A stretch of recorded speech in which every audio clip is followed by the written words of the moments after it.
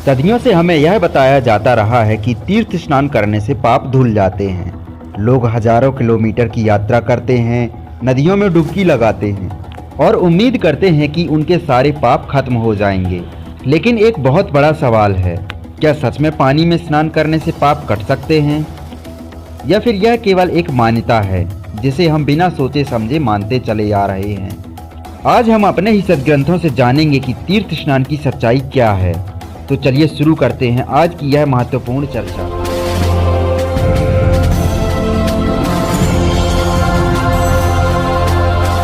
नमस्कार दोस्तों आज हम एक ऐसे टॉपिक पर बात करने वाले हैं जो सदियों से मान्यताओं और धार्मिक परंपराओं की नींव रखता है। दोस्तों आज हम देखने वाले हैं कि क्या सच में तीर्थों से पाप कट जाते हैं, क्या सच में तीर्थ स्नान करने से मुक्ति संभव हो सकती है, या हमें इससे क्या फायदा मिल सकता है। दोस्तों आज इन सभी सवालों के जवाब हम हमारे सद्ग्रंथों से ही देखेंगे। सदियों से रीति चली आई है कि गंगा में स्नान करने से पाप कट जाते हैं, लेकिन दोस्तों इसमें कितनी सच्चाई है, आइए आज हम इस पर गौर से चर्चा करेंगे और देखेंगे कि हमारे सद्ग्रंथ क्या कहते हैं इसके बारे में। क्योंकि दोस्तों तीर्थ स्नान एक ऐसी मान्यता है जिसके कारण आज देश में भी बहुत बड़ा बवाल खड़ा हुआ है।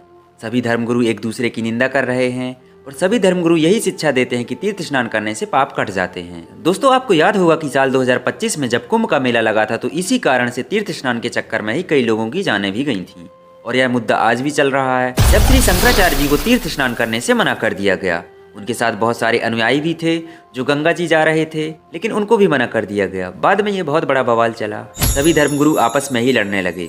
जगत गुरु रामभद्राचार्य जी महाराज ने तो ये भी कह दिया कि जिसको भी अगर तीर्थ स्नान पर जाना है तो पैदल ही जाना पड़ेगा, संगम में हमेशा पैदल ही जाया जाता है। इस कारण यह बहुत बड़ा मुद्दा भी बन चुका है। दोस्तों आज हम जानेंगे कि क्या तीर्थ स्नान करने से मुक्ति पाना संभव है, या तीर्थ स्नान करने से कोई फायदा भी मिलता है, या ये सब व्यर्थ है।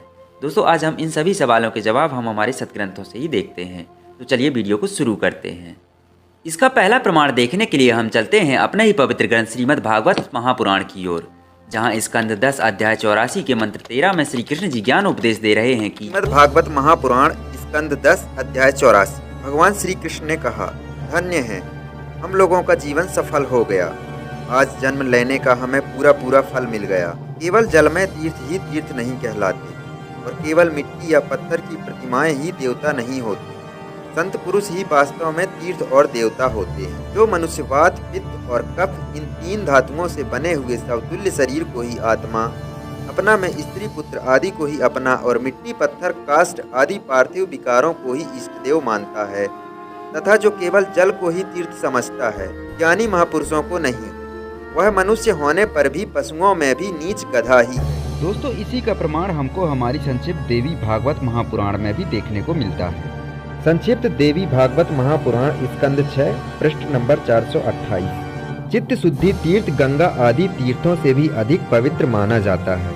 चित्त शुद्धि तीर्थ सुलभ हो जाए तो मानसिक मल के धुल जाने में कोई संदेह नहीं है। अन्यथा तीर्थ, सत्य, दान तथा धर्म के जितने साधन हैं वे सब के सब कोई विशेष प्रयोजन सिद्ध नहीं कर सकते। तो ये थे श्री कृष्ण जी के वचन, जहाँ पर श्री कृष्ण जी साफ साफ मना कर रहे हैं कि तीर्थ स्नान करने से मुक्ति पाना संभव नहीं है, तीर्थ स्नान करना ये सब व्यर्थ होता है। लेकिन हमारे धर्मगुरु हमें बताते हैं कि तीर्थ स्नान करने से ही मुक्ति संभव है। दोस्तों श्री धीरेन्द्र कृष्ण शास्त्री महाराज जी ने तो ये भी बोल दिया था कि जो गंगा में स्नान नहीं करेगा वह देशद्रोही कहलाएगा। अब दोस्तों यहाँ पर सोचने वाली बात यह है कि हमारे धर्मगुरु हमें क्या सिखा रहे हैं और हमारे श्री कृष्ण जी हमारे लिए क्या वचन बोल रहे हैं, हमें श्री कृष्ण जी किस भक्ति की ओर ले जा रहे हैं और हम क्या भक्ति कर रहे हैं। दोस्तों ये सोचने वाली बात है। चलिए दोस्तों इसका दूसरा प्रमाण देखते हैं। दूसरा प्रमाण हम देखेंगे अपनी ही पवित्र पुस्तक घट रामायण में, जहाँ पर साफ साफ लिखा हुआ है कि तीर्थ स्नान करना ये सब व्यर्थ है और ये सब दिखा। Ramayan page number 238। गंगा माही उड़ाई छारा, तबहू न भया जीव निर्वारा। ब्राह्मण भोजन पंच खवाए, मुक्ति बाट तबहू न पाए। गया जाई के पिंड सवारा, तऊ न पाया मुक्ति के द्वारा। ये सब झूठ मुक्ति के आशा, मुक्ति रहे संतन के पासा। तीर्थ धाम बरत अरु पूजा, या मैं मोको कछु न सूझा।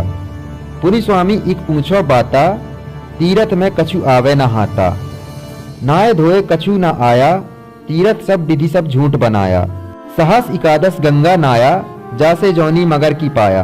अनेक जीव मारी मोही खाया, ऐसे बहुत बहुत दुख पाया। जे जे तीर्थ सबे नहाए, जल न्यू जौनी माही भरमाए। पेज नंबर 240, जहाँ पर ब्रह्मा जी बोल रहे हैं, तीर्थ व्रत सब झूठ पसारा, नहीं होई है इससे निर्वारा।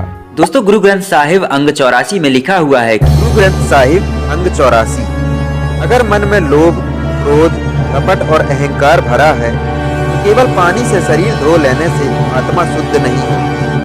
बाइबल के मार्कुस अध्याय 7 श्लोक 15 में लिखा हुआ है कि पवित्र बाइबल मार्क्स अध्याय 7 श्लोक 15, मनुष्य को बाहर से प्रवेश करने वाली कोई भी वस्तु अशुद्ध नहीं करती, बल्कि जो बातें मनुष्य के भीतर से निकलती हैं वही उसे अशुद्ध करती हैं। अर्थात तीर्थ स्नान से जो लोग मुक्ति समझते हैं उससे मुक्ति नहीं हो सकती। दोस्तों आज हम अपने पवित्र सदग्रंथों की बात ना मानकर अपनी तरफ से मनमाना आचरण करने लगते हैं। इसका क्या परिणाम होता है, आइए हम श्रीमद् भगवत गीता अध्याय 16 के श्लोक नंबर 23 में देखते हैं। श्रीमद् भगवत गीता अध्याय 16 श्लोक 23, जो पुरुष शास्त्र विधि को त्याग कर अपनी इच्छा से मनमाना आचरण करता है वह ना तो सिद्धि को प्राप्त होता है, न परम गति और न ही सुख। अध्याय 16 श्लोक 24, इससे तेरे लिए इस कर्तव्य और अकर्तव्य की व्यवस्था में शास्त्र ही प्रमाण है। ऐसा जानकर शास्त्र विधि से नियत कर्म ही करने योग्य है। अर्थात तुझे शास्त्र विधि के अनुसार कर्तव्य कर्म करने चाहिए।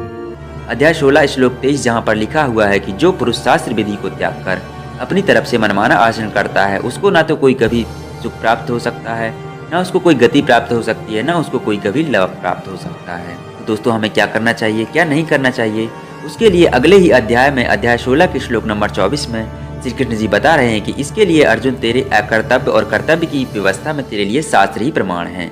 हमें क्या करना चाहिए, हमें क्या नहीं करना चाहिए, इसके लिए तेरे शास्त्र ही प्रमाण हैं।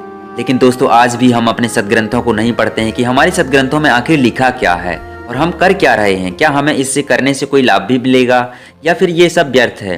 दोस्तों आज भी हम अपने सदग्रंथों की बात नहीं मानते हैं, अपने ही धर्म गुरु को अपना सब कुछ मानते हैं, जैसे भी धर्म गुरुओं ने बता दिया उसी तरह हम करने लगते हैं। लेकिन दोस्तों हम अपने सदग्रंथ आज भी नहीं पढ़ते हैं। हमें अगर लाभ प्राप्त करना है तो हमें किस तरह की भक्ति करना चाहिए उसके लिए हमें अपने सदग्रंथ ही देखने पड़ेंगे। तो हमें क्या करना चाहिए, क्या नहीं करना चाहिए, इसके लिए हमें अपने सदग्रंथों को ही आधार बनाना पड़ेगा।